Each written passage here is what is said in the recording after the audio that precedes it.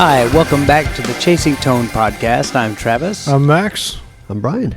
And if you listened to last week, we're going to pick up, or not last week, but last episode. Last edition. I'm going to pick up where we left off. Max and I found Santa Claus. It's true. Who knew? Who knew? He was describing to me this thing he has.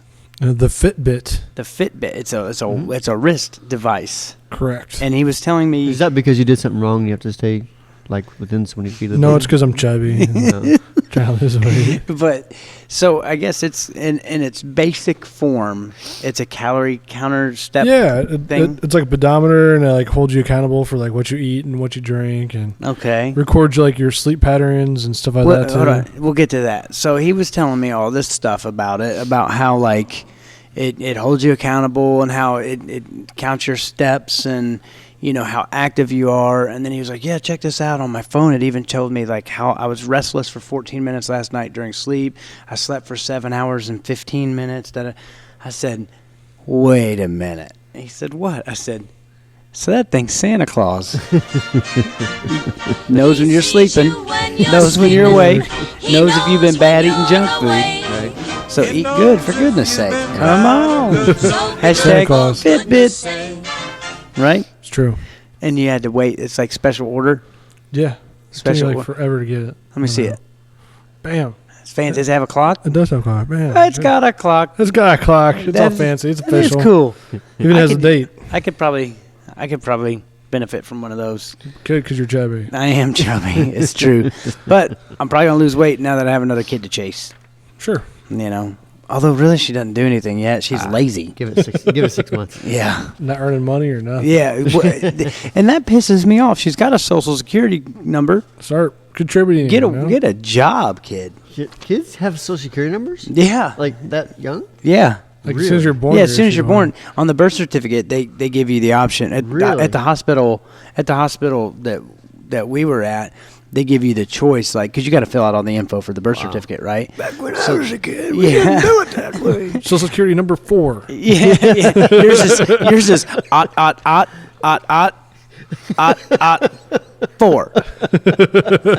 I missed an ot. Who says ot? Yeah. Old people. Ot. 2. Damn you, Teddy Roosevelt. Abe Lincoln, I'll get my revenge. Oh. Anyways, you're welcome. We found Sandy. Okay. Nathaniel Bernecker. 1 hour. Sorry, that was from the Facebook page. Oh, okay. 1 hour. You can. No, I'm still going to say it. 1 hour. That's how fresh this is. The question's only an hour old. Hot off the press. Hot off. Right? And speaking of hot, we forgot our fan. Which do you guys think is the better way to go? AxeFx or buying all the pedals and amps individually? Yep. All the pedals. You gives me all the tones. But no, it all depends on. Let's say you could afford the AxeFx or all the pedals. Let's start with the AxeFx. How many are you going to use out of that? If you're going to use 2 amps out of it and, 2 pedals or whatever it does, right, then maybe buy all the real gear. Right. But if you're going to use the full spectrum of the AxeFx, man, you better have a good job. Yeah. Because that thing can do so much. Right. Yep. I know a lot of guys that use AxeFx with pedals. Brett Kingman does. Mm-hmm. He did a demo of the Clarksdale through the AxeFx. Mm-hmm. Come on. Yep. No, Dweezil Zappa, I think he was doing that too. Mm-hmm. This podcast is brought to you by McDonald's. I wish, and because Subway. I could use the free tea. You want to know how cool? Tell the listeners that's because we just drink it. Do you want to know how awesome our viewers / listeners are? Somebody sent me an article about a man who, he got something wrong. He died from too much tea consumption. I'm pretty sure that was me who sent you. No, a guy sent it to the email. I can show you the email. Yeah. On Facebook. How much tea would you have to drink to do that? He drank over a gallon a day for 25 years. Really? Yeah, So I probably drink a gallon of tea a day. And he died? There's no way. Yeah, his liver. They said it was a freak accident, or a freak thing. They're like, but it was contributed to that, but it was a freak thing. But, dude, our listeners/viewers, one of them was so concerned with my tea consumption that after seeing that, they thought of me and sent an email to podcast. I think you forwarded me the email is what it was. Probably. So that's I don't know, man. My grandparents. On Facebook on it, though. My grandparents used to make tea like all the time, and so they would drink probably several gallons a day, and they lived to be like 140. But they died though. They did. They did die. That's mean. Mm-hmm.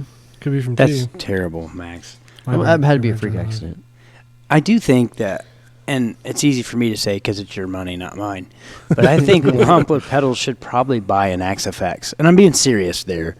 You know what I mean? Because, and just keep it at your barn because you could use it for design. And plus, it's not like less and less people are going to use these things. Mm-hmm. You know, it's more and more people are probably going to use it. Yeah, because I got several pieces of software that I use to run things through. But I don't have an AxeFx yet. Yeah, or maybe the good folks at Fractal could reach an agreement with you of some sort. You know? Yeah. You know, I mean, I'd be willing to take one. I'm not trying to like broker pedals for an AxeFx or anything, but it might be a possibility. I just think something like that, I feel personally, I can't speak for you or Max. Well, I can kind of speak for Max. Personally, on that level, I think Max and I are being left behind because I don't even know where we could find an AxeFx locally. Yeah. I mean, I know a guy that has one, but like, you know. A guy in Fort Wayne has one. Who?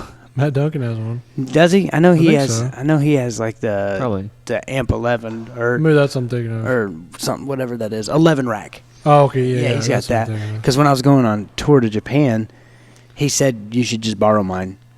So, but I never did hook up with him. I just played the Fender Ultimate Chorus. Mm-hmm. Yeah, he's got an orange amp that he's like a borrow to make a orange distortion pedal. Really? Nice. Do it. I'm gonna have to do that. Do it. You kind of can I make give some clarification to the Crush the Button? Sure. Okay, so the Crush the Button pedal, you mean? Yeah, the Crush the Button pedal that Brian designed. This has been at least 3 years ago. Yeah, probably 3 or 4 years ago. Because like 4 years ago. I wasn't here, so I know it's been a while. But basically, it's not so much that was an orange-inspired pedal. It was for a store called Crush the Button, correct? Right. Mm-hmm. Right. Well, a lot of people saw Orange Crush. It was colored orange, so people think it's like your orange Crush amp. No, I mean, I would say it's flavored that way. But it's not like I didn't start out with like a bunch of orange heads and like, I'm going to design that. Yeah. Right. It wasn't like what you would do now if you were to sit down and go for that tone. Yeah, it wasn't anything like that. Yeah, but it was for a store called Crush the Button. Max thinks he's being cute over there. I am cute. He's hitting on the camera right now and making goo eyes at the camera. Yes, sir. So I mean, what would you do? Pedals or AxeFx? I do pedals. Would you? Actually, I don't know. I've never really like sat down with an AxeFx. See what I mean? Like, so maybe I would like an AxeFx. Yeah, because I'm wondering, like, be honest, I'm afraid to use one.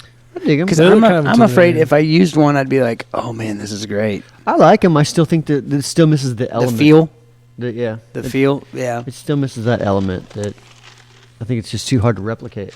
I can't say too hard to replicate. I mean, you can get pretty close. But and that, says who, though? I mean, and I'm not trying to be a smart aleck, but seriously, like, says who? Says you. Right. Because you have an ear trained for this. You've done it all your life. But to the person that doesn't have the ear trained for this, it sounds and feels exactly like it. Kind of reminds me of this. We were talking last episode, I think, about, miking up amps. I said, well, just mic up your Princeton. Right. He said, I'm not going to put that through a subwoofer and a tweeter or something. Right. And it's kind of this, I guess, kind of sort of the same deal in a way. Right. I mean, no, I totally get it. And I agree with you. But what I'm saying is, it's like, okay, I'm fortunate. I've played vintage Plexis. I've played vintage Fender amps. So if I plugged into an AxeFx and it didn't sound exactly like that, I'd be like, it doesn't sound or feel exactly like that. But to somebody who just plays a Hot Rod Deluxe. Right. And not that those are bad amps. I don't mean that at all, because we do a lot of videos with it, and I love it, actually. But they've never played into an amp like that or something, and then they plug into it, and it gives them the tones that they're associated with on record. Then they may hear that and say, yeah, this is money. Right.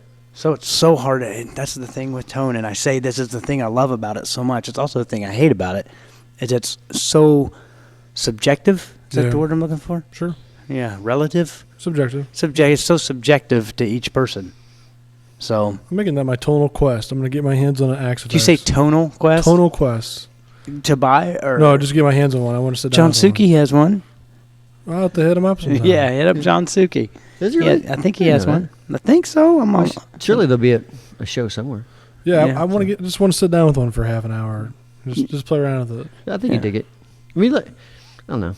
It's cool, but it's not the same as having 20 amps. Well, right. You can plug into. Yeah, because there's no noise. I mean, for the guy that's for the guy that's dragging stuff from one town to the next, I think it's Or if you're and the thing is too is what if you're a guy like I know this guy named Brian England, who plays in a very, and I know this sounds funny and a lot of people will make fun of him, but he makes a good living. I mean, it's a very, very popular, very, very successful cover band. Mm-hmm. And they do a lot of corporate stuff, and he has to cover tones from the 50s to 2015. That totally makes sense in that situation. Exactly. So, I mean... I guess you could still get pedals to get you somewhat of the way there, but... Right, but you couldn't just patch it in, you know what I mean? Not like an Axe, yeah. Yeah, so, like, for something like that, and then I know another guy, and I think actually John. I think John now plays with a band that they don't use amps on stage. Really? Yeah, Matt Lay. Yeah. He plays in a band where they don't use amps on stage. There's no space. Yeah, there's no space. So, I mean, they're playing with horns and all kinds of stuff, and they just wear in-ears, I think. Yeah. But, so for that stuff, at what point do you not just, buy amplitude and run it off your Mac? Right. Or, oh, man, some guy, what was the thing I was talking about today? Positive Grid. Positive Grid, yeah. Positive, yeah. There's a bunch of those type of amplitude style applications. I mean, and that's on your phone. Yeah. Mm-hmm. You can do a gig with your iPhone, because I think you actually helped answer that guy. Mm-hmm. So, because I really wonder what that would sound like with a decent cab sim. Well, the thing is, I've actually been reading a lot about cabinet simulators. So I'm not going to give away. Imagine that. I'm not going to give away too awful much. But let's just say that there's definitely a few ways to get a very, very convincing accurate sound. Huh? Okay, convincing or accurate. Okay. Yeah, and it's not done analog. Well, which goes contrary to what some people might think. You're not going to do it in analog. There's no way. It would have been done thousands of times already. Right. I mean, and not to say that no one can reinvent the wheel and anything's impossible. Right. So let's just say we've been working on it. Yeah, I bet. That's my best laugh. It's a little intense getting it done. Oh, I bet. Little tense. Little small tent, like little tents, like this elves. big. For why it's got to be elves? For Smurfs. Smurf tents. Smurf. Okay, I'll give you that. Well, Never mind.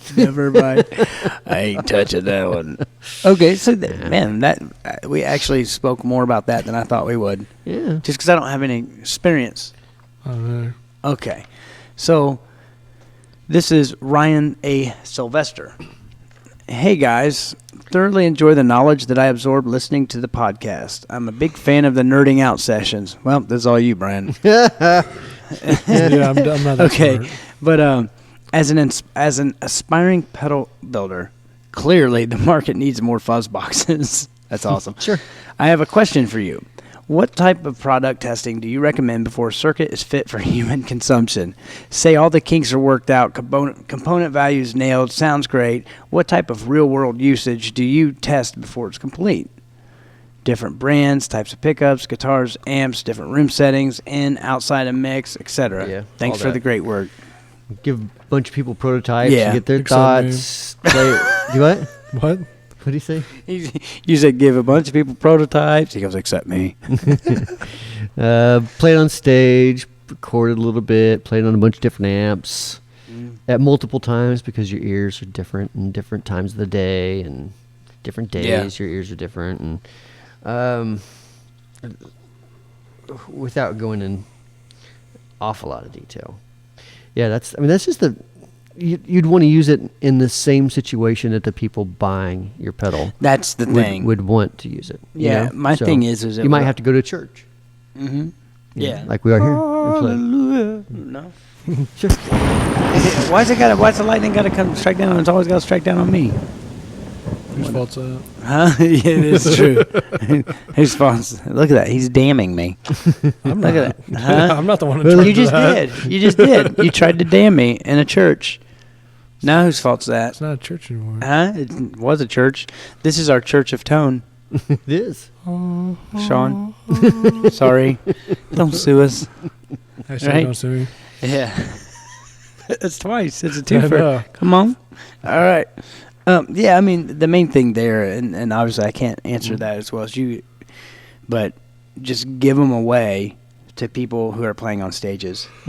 Because to me, that's the ultimate test. But to you, the ultimate test might be somebody sitting in their bedroom because those people buy pedals probably more. Yep. So. Yep.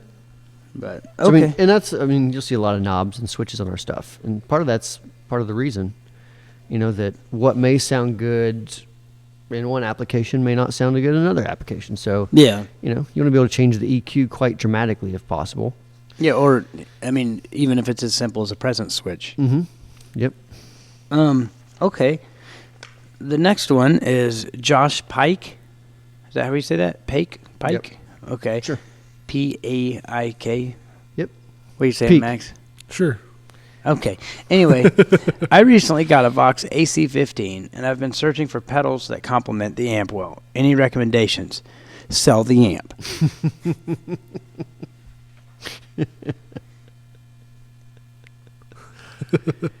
Okay. Now, what I would do, basically, is I would just stay away with anything with high end. I just got shocked. That's karma. I got shocked too. Evidently, God likes Vox amps. No. That's lightning. Put lightning on the screen. Nevin, did you hear that? Put lightning on the screen. Do it now, monkey. Max says put lightning on the screen. Okay? Come up with some lightning. I'm talking to our video guy. You're talking to the video department. Who is it? That's for them, actually. Phone call. Phone's ringing. But so I don't know, man. You have two Vox amps, and then you have a boutique Vox-inspired amp. Yeah.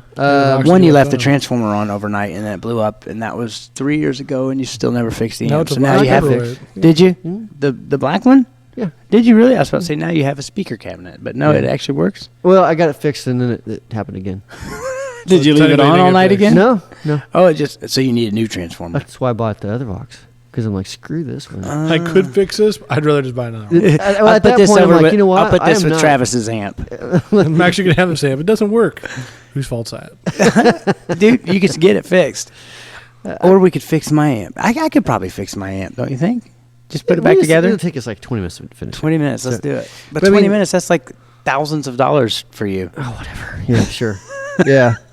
Because Time we make is money. pharmaceuticals here. Yeah, we do make fun. Do we? We're a multi-$100 business.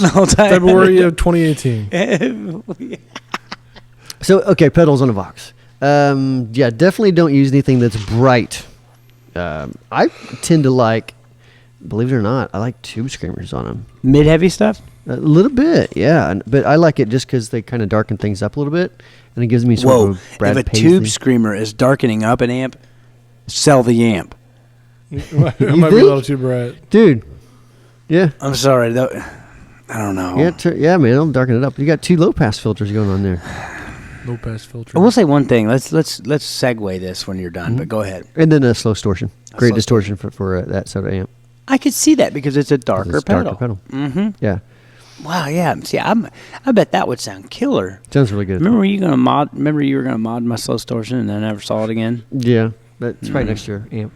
Yeah, it's probably. But you know what? I think I'm doing okay because you've given me some pedals and things. So I imagine I'm still coming out ahead on the slow distortion deal. I don't know. He said lucky.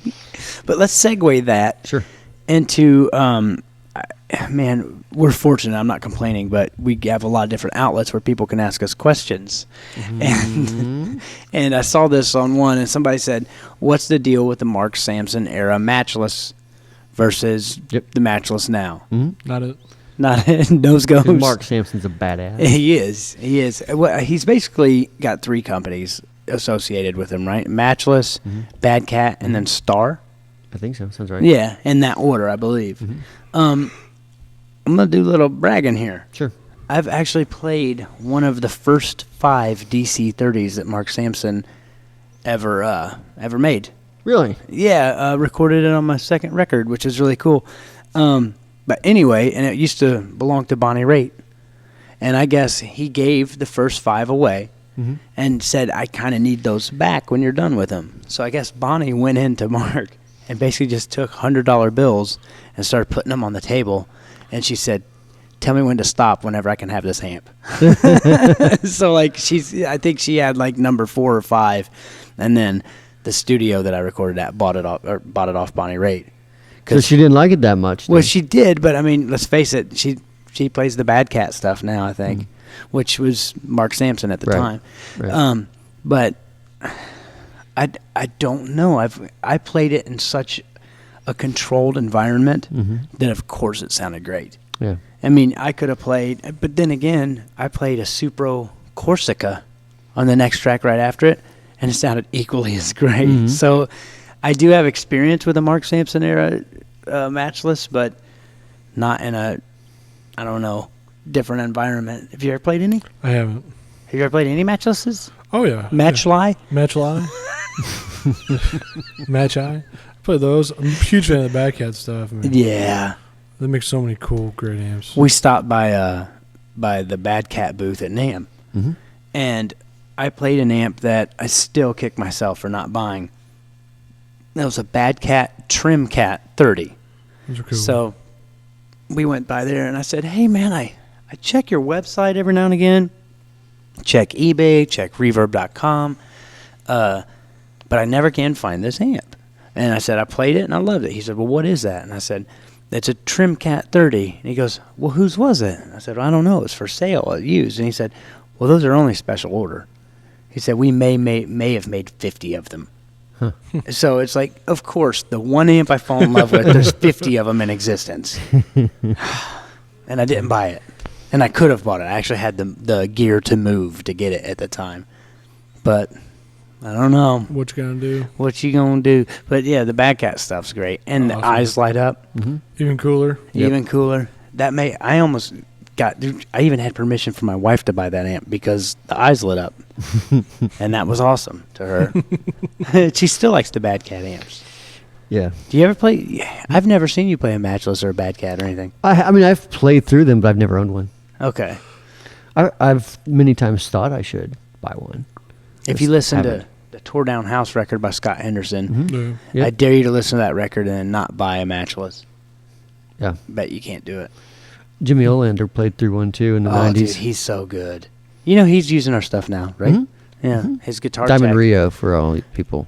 Yeah, but I mean, That's probably what he's known most for back then. Yeah, now he's a big time producer, I think. Is he really? That's awesome. Isn't he? All I know is that he's kind of like a Brent Mason, underground Brent Mason, because you could argue that he's just as influential to that style. Oh, big time, yeah. You know what I mean? Yeah. Everybody knows him, you know, like. He was doing dual bender stuff. You know, like G's and B's and yeah, different B's bends. and G's. B's and G's bender. And not the biscuits and gravy kind. The G's, the string bending kind. B's and G's bender. You bend to G, then you bend to B, and you do all kinds of cool bendy type of things. Didn't you say one of them, like, you know, the traditional way to do it is you yank down on your guitar, or you pull your guitar down to yank on it, to get it to bend and pitch, right? If you have both, do you have to like move it out or something? I think one goes out and one goes down. Jeez. Yeah. That's one way crazy. to do it. There's also different palm benders too. Depends what type of bender you get. Jeez. Well, you know ZZ Top's guitars could spin around. True. And they were furry. You know, that's one thing I was thinking about the other day, and this furry is guitars. But kind of, yeah. But basically, the band ZZ Top. Okay, my favorite stuff they did was before they had beards. Sure. You know what I mean? Yeah, like, definitely. Cheap swim glasses type stuff. Yeah, well, whenever it was like, you know, like LaGrange. And Even before that, when they were moving sidewalks, they had some really cool 60s psychedelic stuff. Really? That was Hendrix's favorite guitar. Well, I do know that. At the time, yeah. And Hendrix also loved the guitar player for Chicago at the time.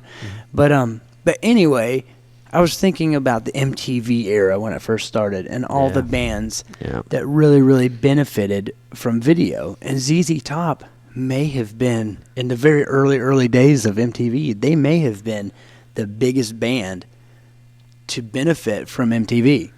Think about Probably it. Because they went from being successful to being... hell, they did Viva Las Vegas. Mm-hmm. That song was terrible.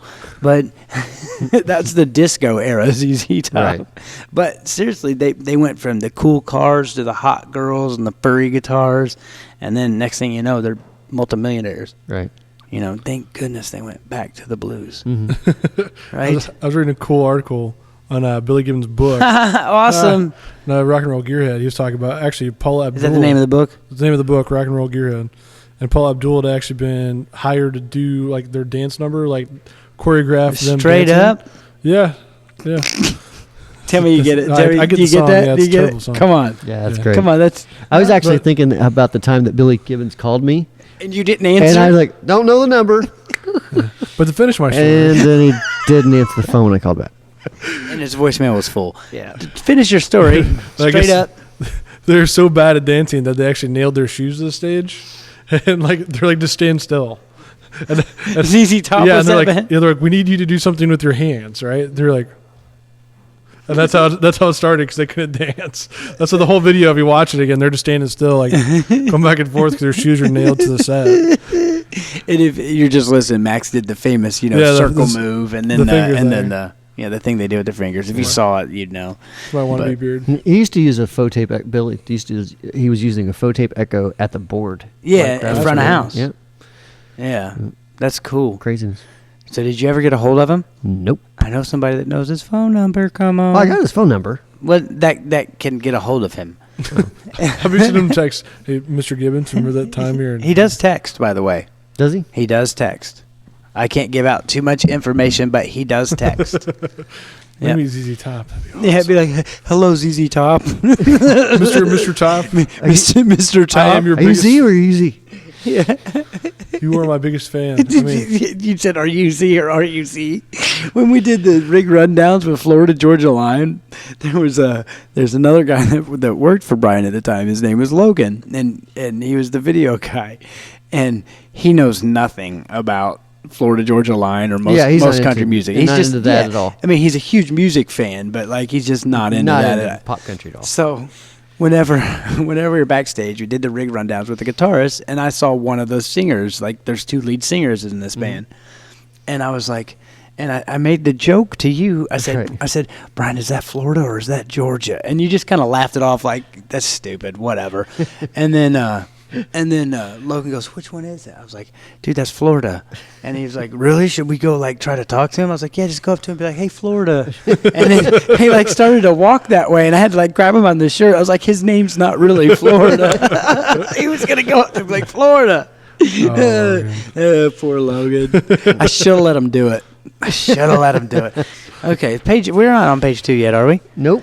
Okay. I felt like changing it. Okay, I have a question for Brian. Of course you do. Where you at? Right here. Page 1, dude. That's what I said, page 1. Yeah, that's why I skipped over that. Why? You don't want talking. Oh, you don't want that one? No, I don't care. We can. Okay. Let the pedals genius talk, monkey. Okay. Do you want this? I can dumb this down real quick. Okay.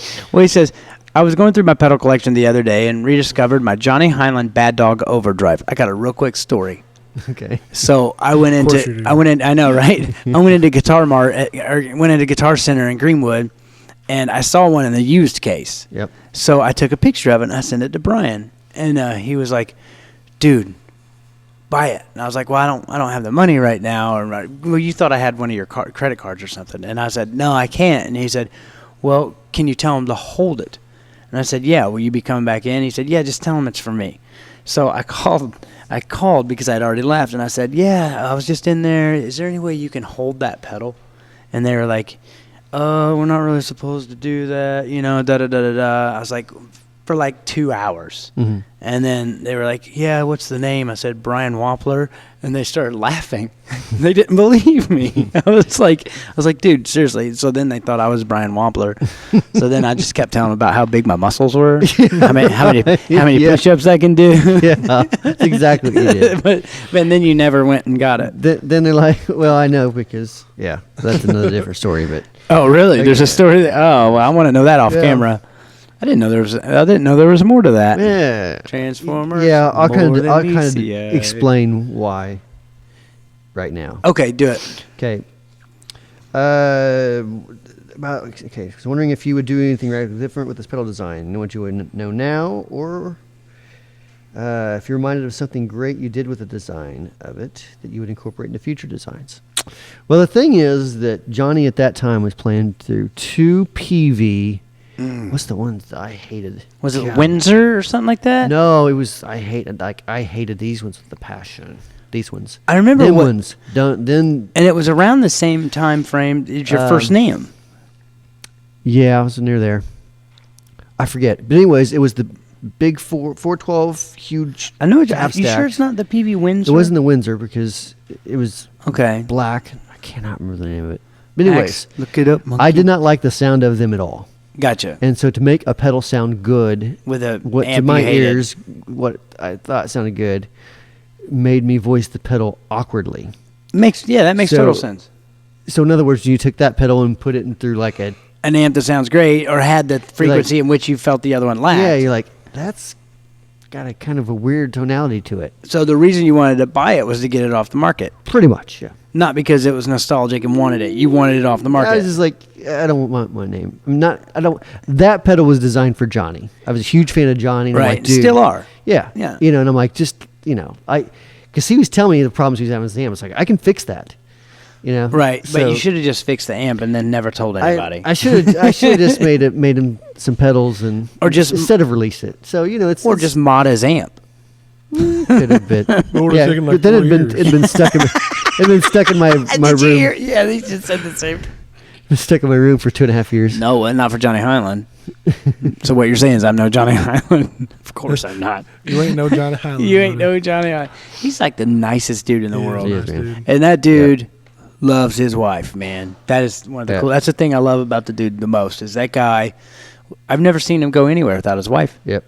Everywhere he goes, his wife's right there. It's awesome. Mm-hmm. But and she's super nice too. Is she? I've never spoken to her. She seems real sweet. Sweetest person you ever meet. Even like on his gigs, he'll even give her shout outs from the stage and stuff. It's too cool, man. Yeah, he is one of the most coolest down to earth guys I know. Yeah. Loves gear. Oh yeah. Oh yeah. Yeah. No way. Is it? We've been going this long on this expedition? For I don't know what time we at there. Some like 30 minutes. Okay. Until next week. Let's see. P.S. I recently added the Clarksdale to my board and absolutely love it. I was on the fence regarding purchasing Clarksdale as I own a number of TS voiced overdrives. Suffice to say, I'm beyond thrilled with the Clarksdale. It's truly great. Last word. Okay. Well, cool. That's not a question. That's just a, hey, I love the Clarksdale. Yeah. Thanks, dude. Thanks, man. Yeah, right. I wish I could say thanks, but that's this dude. No. I just said, hey, borrow this, and he did it. Come on. But so if you guys have any questions or comments, feel free to email Max at wamplerpedals.com. They're going to wind up there anyways. No, joking. Don't do it. Podcast at wamplerpedals.com. Chasing Tone Podcast on Facebook. Yep. Leave comments on YouTube. Check us out on Instagram. Share some stuff. Come on. Yeah, and our new pedal group, Wampler Pedals Tone Group on Facebook, which is cool, man. Yeah, that's it's where taken off. That's where like we actually get in and just have conversations. Right. It's a lot easier than posting on the page because sometimes we don't get mixed up and lost. Well, I mean, if you post something on there, we don't always see the message that comes in. Right. If you post to my regular Facebook, you got a 50-50 chance I'm going to see it over the next week. Right. So, right. So, and the thing is, too, it doesn't have to be strictly Wampler, related. No, yeah, it's not like a the only thing we ask is if group. you're going to try to sell your stuff, or something. Yeah, there's like a specific area you can sell on there. Yeah, and we prefer that to be kind of Wampler related, like Dr. Z or something. Yeah. Yeah, I mean, don't sell like your Joyo or something. Yeah, exactly. Yeah, it's like I got this Joyo hot plexi. Anybody want it? Who wants it? Who wants it? Nothing. Come on. No, that's with the E in it. See. But come on. Anyway, for Max and Brian, I'm Travis. See you next week, Tone Chasers. Stay classy. Stay classy, Tone Chasers.